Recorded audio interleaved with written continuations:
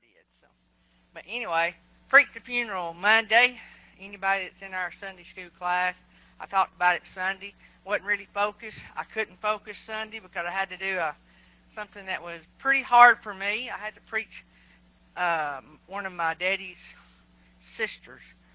That was his last remaining sister, and I had to preach her funeral, and it was one of the more difficult funerals that I have done. I've done several, but that one just had something about it that was going to be pretty tough.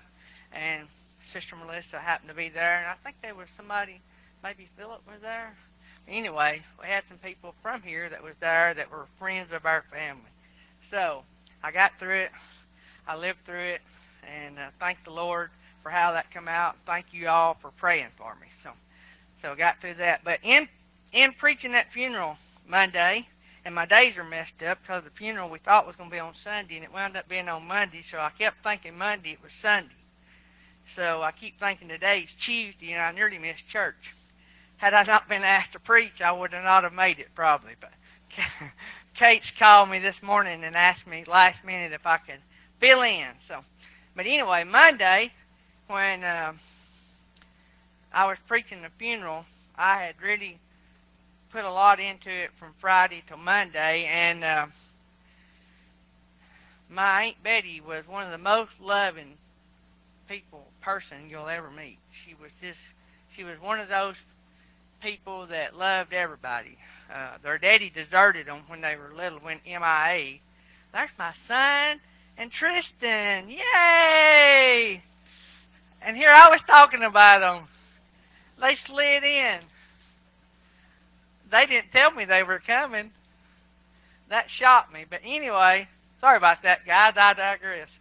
Anyway, so my Aunt Betty was one of the most loving persons you'll ever meet. And she took after my Granny Nell, as in you would, if you ever met her, you knew it. Because you got a bear hug, and she would grab your face and just kiss you on the side of the face and tell you she loved you. No matter who you was. If you was a girlfriend or boyfriend of the family, you were going to get marked before you left. And what I was saying is their dad left them when they were really young. They were 7 kids. Now this is my daddy days, so even raising 7 kids now by yourself would be tough. But it was especially tough back then. And I talked in her funeral about how my grandmother believed she was a strong Christian, in-your-face Christian. And so I went, the whole basis of the funeral was talking about how love got, the biggest forms of love that been expressed to us in the biblical sense, and about how not only we were told to love people, but we were shown to love people. And as I was studying for that message, I thought, I know what my next message is going to be, not knowing when that was going to be, not knowing it was going to be today. But I knew in studying for her funeral what I would preach the next time I preach. So today, Melissa, you're going to hear some of what you heard Monday, but we're going to make a right instead of a left. We're going to go a little bit different. So today the title of the message, and if y'all seen my Facebook page today, you seen me comment on Dr. Tony Evans's daughter. She was speaking at a conference, and in it, she said she wanted to get to the point that she was greeted, well done. She wanted to get to the well done point in her Christian walk. Whatever it took down here on earth, she wanted to get to that point. So when she got to heaven, the Lord would say, well done.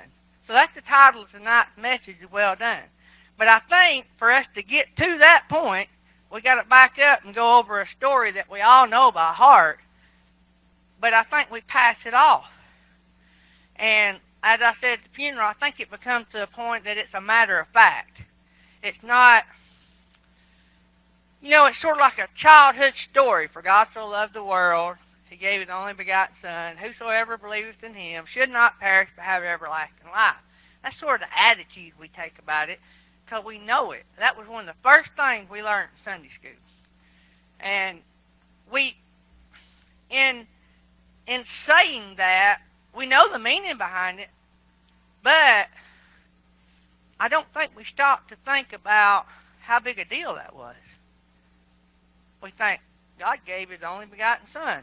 Whoop, there he goes. He's going to go out and work for you guys, and he's going to serve you guys, and thanks to him, y'all got a way to glory if you follow him and believe in him and do all that. But what we don't think about, we may, if we go watch a good movie sometimes, it brings it out, like the Passion of the Christ. But I don't think on a daily basis we actually think about what that meant. So God not only told us about love. Y'all ever heard the saying that love is more than just something you say, it's something you do? God started that. God could have easily, he created everything. He could have said, oh, you're going to go and love everybody. And that'd be it, and we would have done it. But he went one step further, and he sent his son, right? So that's the first form of love that we see, really, that the biggest form that we see is when he sends his son. That's pretty big impact right there. But let me just say this. It would be hard for me to give up one of my kids for y'all. Just being real. It would be hard for me to give up one of my kids when this room is full. I'm just being real. Now, would I do it if it meant saving all you guys? Yeah, I would. But it wouldn't be easy. That's just a human thing. God's spiritual, and he knew that that needed to be done. He needed to show us so that as we live our life, we would have an example. Well, guess what? As it may be, Jesus went next level. And that's hard to do. But he did. He took what God said. He said, you're going to go and you're going to do this. And he does. He goes. Then he gets falsely accused. But the mere fact that he goes, that's another form of love. Then he gets falsely accused. He just takes it and he keeps going. Well, then, during all that, he gets beat within an inch of his life. But he takes it. God allows it to happen. You remember we're studying, if you're in the adult Sunday school class that I help teach, I'm talking about Job. And we talk about anything that happens on this earth, God allows it. There's guidelines and things about how things happen, but in Job's life, there's a real strong guideline to how he allowed things to happen and not happen. He drew rules, drew boundaries, and set rules. Anyway, so Jesus goes, gets beat within an inch of his life. That's another form of love. Then he has to tote the cross after getting beat within an inch of his life. He don't just go to the cross. He carries the cross. That's another form of love. He gets up there. They lay him out on this cross, and he lays there. That's another form of love. And then they call them nails. But in some of the studies I've done, have y'all seen cross ties and how they nail the railroad tracks down to the cross ties? From what I have studied and seen, now maybe everything I've seen may not be true, but they're more like the pins they use to nail the rails into the cross ties. They're like spikes. They're like stakes. They're not 10-penny nails, which that would be bad enough. But they're stakes. Yeah, like that. And so that's another form of love. Then, if all that wasn't enough love, when he's up there, a thief gets saved, another form of love. And then, after all of that, they stick a spear in his side, and he takes it, and then he leaves. That was another form of love. That has got to be one of the biggest acts of love, add all those up together, that we'll ever see, ever. Not just in our lifetime, ever. Other than the day the Lord takes us to glory. Now that's love. Because I don't deserve it. But one day, he's going to let me go. And that's going to be bigger than what Jesus done. But what Jesus done set the standard. I want us all to turn to Mark chapter 12. And we're going to start in verse 28. I'm reading. I got Dr. Tony Evans' Bible, so my Bible may read different than yours. I'm reading out of a Christian Standard Bible, but they're going to be similar. So Keisha got me this for Christmas, and I am really loving it. I teach out of it some Sundays. Some Sundays I teach out of another one. But let's go into Mark chapter 12. We're going to start at verse 28. One of the scribes approached. When he heard them debating and saw that Jesus answered them well, he asked him, "Which command is the most important of all?" Jesus answered, "The most important is, listen, O Israel, the Lord our God, the Lord is one.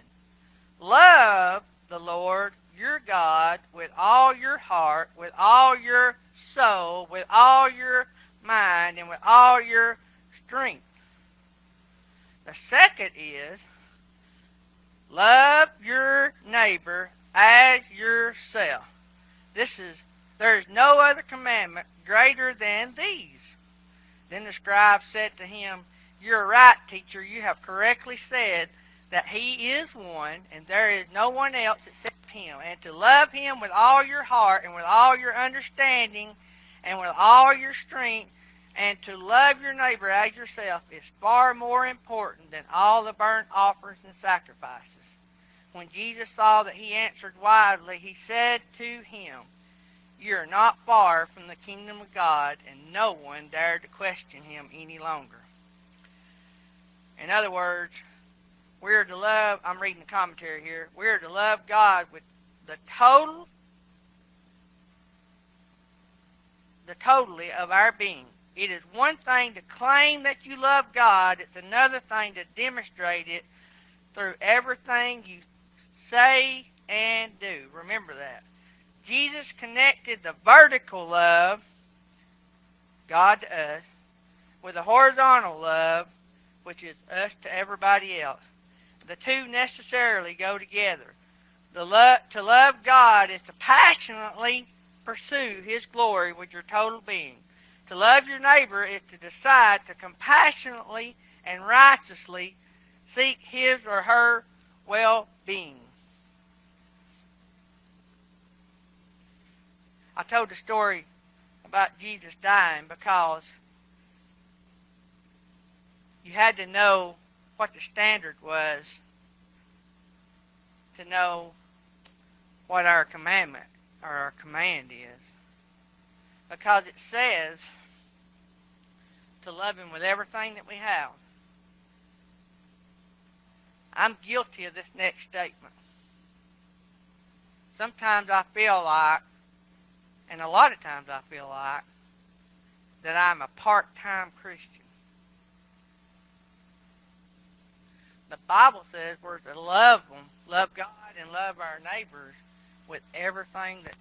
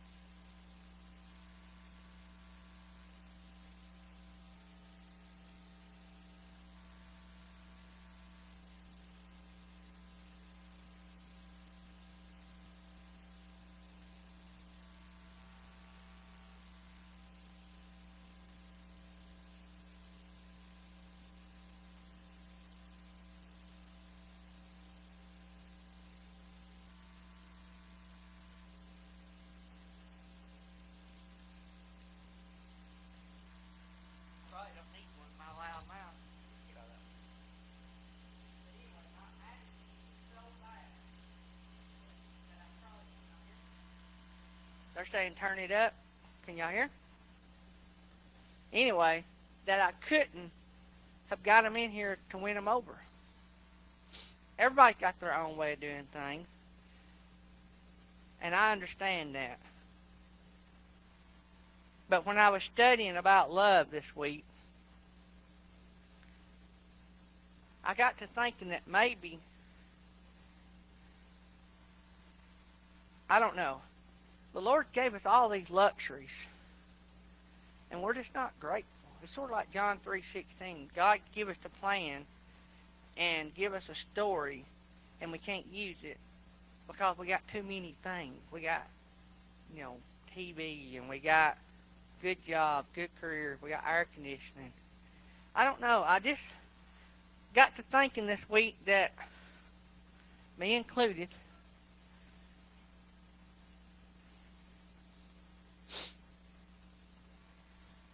I think we have forgot where we come from. Me included.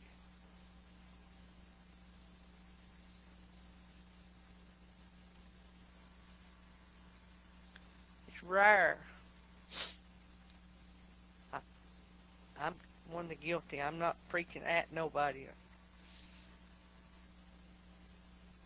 It is rare for us to see anybody walk down this aisle and get saved. I'm just being real. We might see one occasionally. When I went to church with my grandmother, I can still remember this to the day.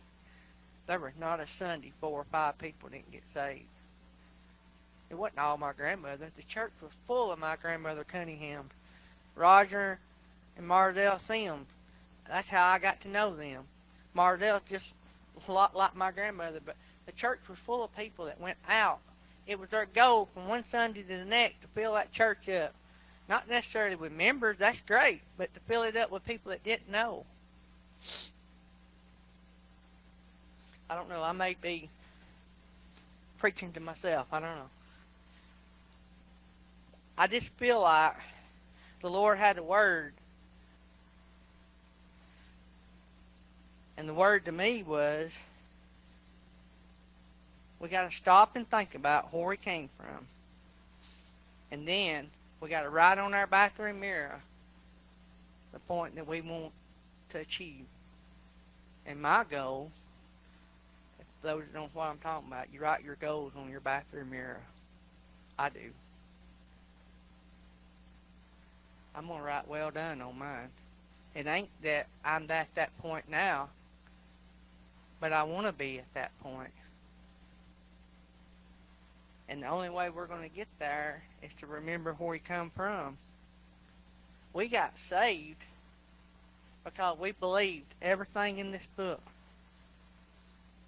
Not only do we believe everything, we're learning as we go, but we also, and I talked about this at Sunday school,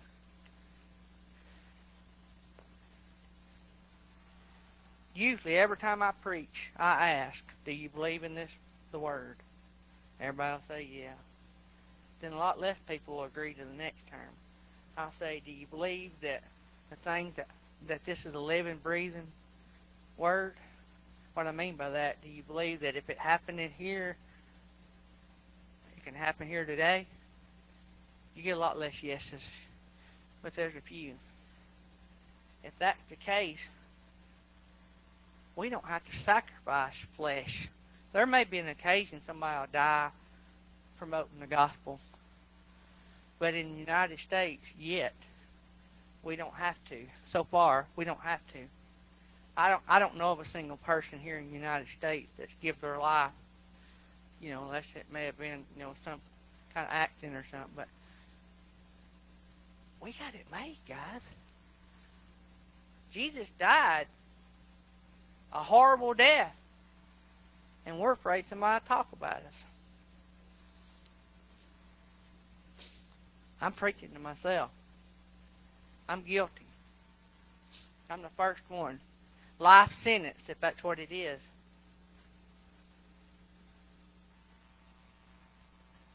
We've been blessed.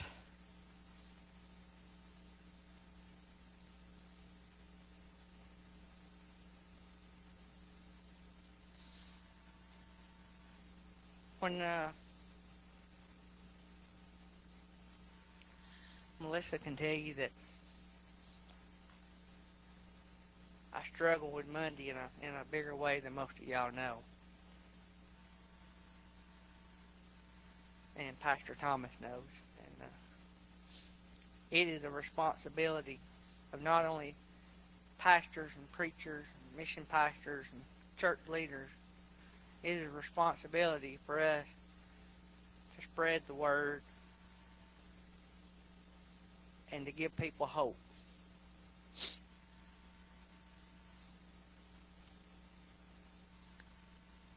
I had to walk a fine line Monday of running people off or bringing people in.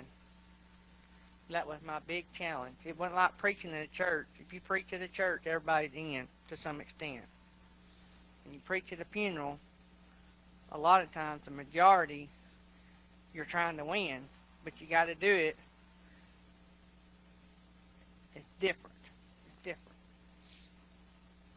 And when I was doing that, and actually I closed in prayer Monday, and I just told them, I used John 3:16. I used it in the form of love to let everybody in that building know what God had done for them. And then I asked the Lord if there's anybody out there they get saved before it's over. But we got to do something like that. We need to be doing that every day. Something. We need to be praying for people. We need to be hunting down people. It's like recruiting people. We need to, hey, we got a good church. But I just wanted to bring light. I just felt like it was the Lord. Because when I was studying, I just felt like it was the Lord to bring light to my faults. And just to see, let everybody evaluate their own life and see what you think. But I just pray that the word that the Lord sent will make an impact and make us stop and think about what we're doing. If nothing else, let's set a goal. Let's go home and calculate how much time we give the Lord a day and see if we can improve on that. I'm going to say we don't give him 10%.